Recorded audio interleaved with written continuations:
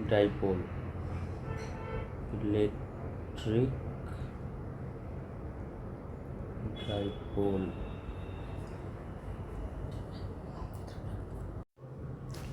तो दो इक्वल और अपोजिट चार्ज रखा हुआ रहता है, एक माइनस क्यू और उसके पास में एक प्लस क्यू, ऐसे रखा रहता है। तो इस अरेंजमेंट को, ये जो सिस्टम है दो चार्ज का, इसी का नाम है इलेक्ट्रिक डाइपोल। इन दोनों के बीच का डिस्टेंस डी लिख सकते हैं। एनसीईआरटी में इस डिस्टेंस को 2a लिखा हुआ रहता है, ताकि वो आधा ए ले ले और उधर आधा ए ले ले। तो 2x 2a d कुछ भी लिख सकते हैं। तो ऐसा सिस्टम जिसमें एक इक्वल, एक माइनस चार्ज और एक प्लस चार्ज हो और दोनों इक्वल हो, डाइपोल बोलेंगे। आइडियल डाइपोल में इन दोनों ही चार्ज का मैग्नीट्यूड ज़ीरो नहीं, इनफाइनाइट की तरफ टेंड करना चाहिए। सच में इनफाइनाइट पॉसिबल नहीं है, जितना ज़्यादा होगा उतना अच्छा आइडियल होगा। और डिस्टेंस दोनों के बीच कम से कम होना चाहिए, टेंड्स टू ज़ीरो। तो ऐसे डाइपोल को हम लोग आइडियल डाइपोल बोलते हैं। अब डाइपोल मोमेंट इसके बाद था अगला टर्म, डाइपोल मोमेंट। इसका p होता है, एक वेक्टर होता है। ये कितना मैग्नीट्यूड होता है इसका, तो दोनों में से कोई एक चार्ज का मैग्नीट्यूड लिख देते हैं और उन दोनों चार्ज के बीच का डिस्टेंस लिख दिया जाता है। अगर ये वेक्टर है तो इसका डायरेक्शन किधर कंसिडर किया गया है, तो from negative charge to positive charge. इसका डायरेक्शन होता है from negative to positive Q, यानी कि इसके अकॉर्डिंग लेफ्ट से राइट की तरफ डायरेक्शन है डाइपोल का। अब अगर ये तो इलेक्ट्रिक डाइपोल और डाइपोल मोमेंट हो गया।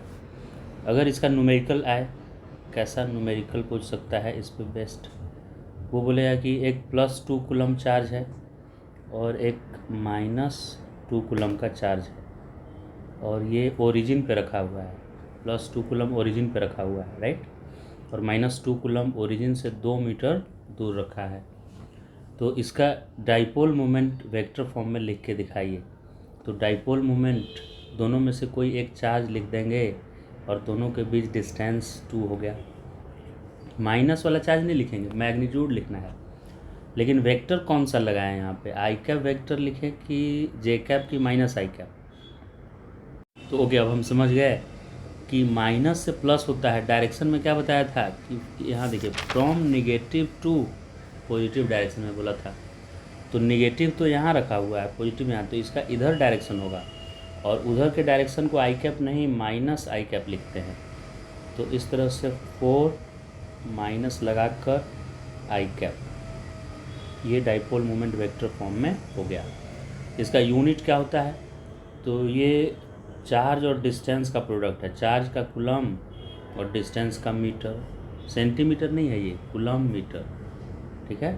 डाइपोल मोमेंट का यूनिट देखिए, ये एक डाइपोल में बनाया -q +q, ये एक डाइपोल है।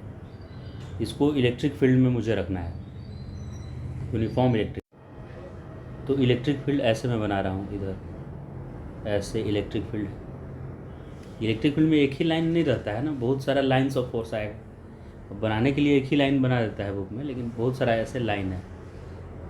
इलेक्ट्रिक फील्ड मैंने राइट वर्ड दिखाया, मतलब क्या, इधर बहुत सारा पॉजिटिव होगा ऐसे, और इस साइड में बहुत सारा निगेटिव, ऐसे बहुत सारा पॉजिटिव निगेटिव चार्ज।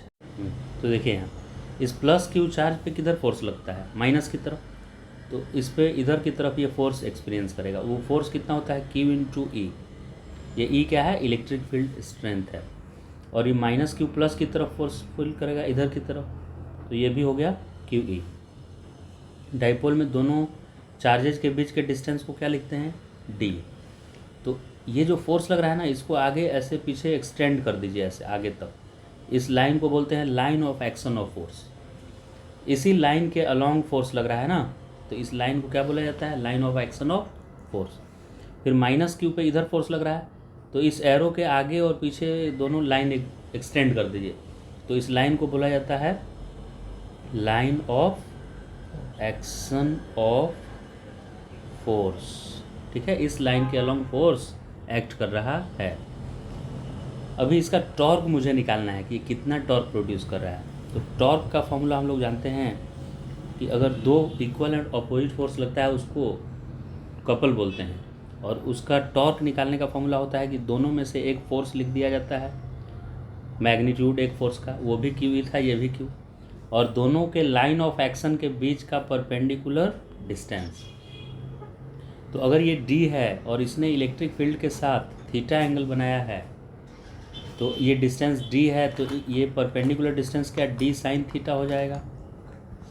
तो यहाँ क्यू ई इज फोर्स और D sine theta is perpendicular distance between these two forces.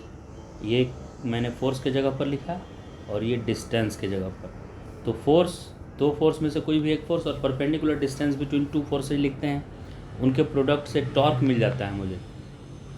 तो यहाँ टॉर्क का मैग्नीट्यूड आ गया मेरे पास Q, और इस D को इसके पास रख दे रहे हैं, डी ई साइन थीटा, और ये Q और D मिलाकर डाइपोल मोमेंट कहलाता है।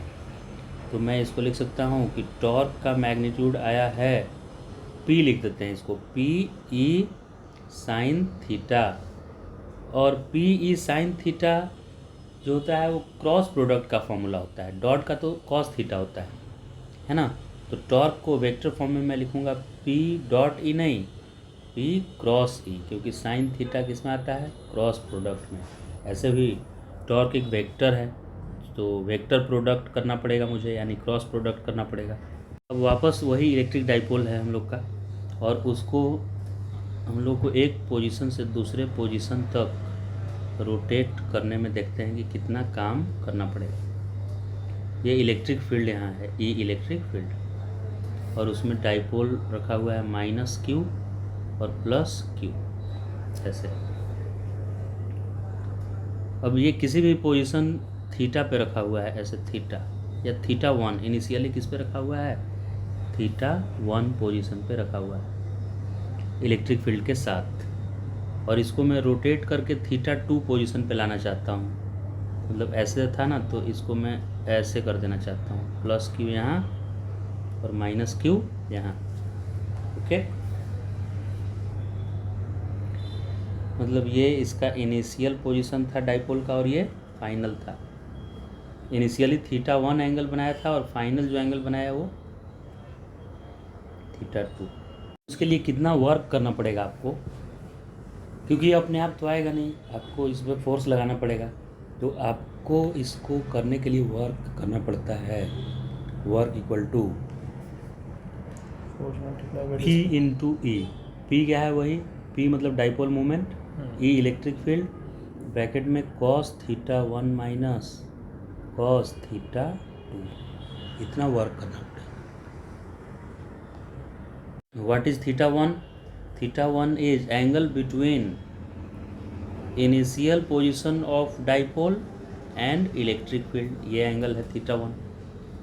और θ2 क्या लेंगे, फाइनल डाइपोल जिधर भी रखे हैं वो इलेक्ट्रिक फील्ड के साथ कितना एंगल बना रहा है, वो एंगल θ2 है। इस फॉर्मूला से जितना आएगा उतना वर्क डन आपको करना पड़ेगा इसको। अगला टर्म है, इसमें वर्क डन समझ गए क्या है। अब पूछता है इसका एनर्जी, क्योंकि ये अंडर टेंशन है, ये डाइपोल ऐसा पसंद नहीं है इसको रहना। ये डाइपोल क्या चाहता है कि मैं इलेक्ट्रिक फील्ड की तरफ अलाइन हो जाऊँ जाकर। जैसे फ्रीली सस्पेंडेड मैग्नेट हमेशा नॉर्थ साउथ में आके रुक जाता है, आप टेढ़ा भी रखेंगे तो वो घूम के अर्थ के नॉर्थ साउथ डायरेक्शन में आ जाता है। वैसे ही ये मैग्नेट को छोड़ेंगे तो ये ऐसे रहेगा नहीं, ये चाहता है कि मैं ऐसे बन जाऊं। तो अगर ये इस पोजीशन पे है, टेढ़े पोजीशन पे, तो ये अंडर टेंशन है, वैसा रहना इसको पसंद नहीं है, इसलिए उसकी पोटेंशियल एनर्जी है उस पोजीशन पे, क्या है उसकी पोटेंशियल एनर्जी, क्योंकि अंडर टेंशन है वो। तो पोटेंशियल एनर्जी कैसे लिखा जाता है, तो किसी भी पोजीशन पे किसी डाइपोल का पोटेंशियल एनर्जी का फॉर्मूला होता है -PE cos theta, where theta is angle between P vector and E vector, मतलब dipole moment and electric field. अब चूँकि ये cos थीटा डॉट प्रोडक्ट में आता है, इसलिए आप U को यानी पोटेंशियल एनर्जी को -P.E भी लिख सकते हैं। तो दो फॉर्मूला आपको याद करना है, एक टॉर्क याद रहना चाहिए, टॉर्क का फॉर्मूला आया था P क्रॉस E, और दूसरा पोटेंशियल एनर्जी डाइपोल का याद रखना है, जिसका फॉर्मूला है -P.E। ई, ये दोनों ही फॉर्मूला पे बेस्ड बहुत सारे क्वेश्चंस रहेंगे। तो अगर नॉन यूनिफॉर्म इलेक्ट्रिक फील्ड हो जाए, यूनिफॉर्म फील्ड है तो उसमें तो डाइपोल पे नेट फोर्स 0 आता है, क्योंकि प्लस पे जितना राइट आएगा माइनस पे उतना लेफ्ट। तो फोर्स को तो लोकेशन से मतलब है नहीं, उसको total right total left force करना है। तो नेट फोर्स 0 था यूनिफॉर्म इलेक्ट्रिक फील्ड में। नॉन यूनिफॉर्म है मतलब इधर अलग स्ट्रॉन्ग फील्ड है, इधर वीक फील्ड है, इधर अलग फील्ड है। तो ऐसे कंडीशन में फोर्स ऑन डाइपोल 0 नहीं आता है। कितना फोर्स ऑन डाइपोल आता है इस कंडीशन में? तो माइनस डाइपोल मोमेंट और rate of change of electric field DE/DR। Position के साथ इलेक्ट्रिक फील्ड कैसे चेंज हो रहा है वो DE/DR लिखने से force on dipole in non uniform electric field मिल जाता है।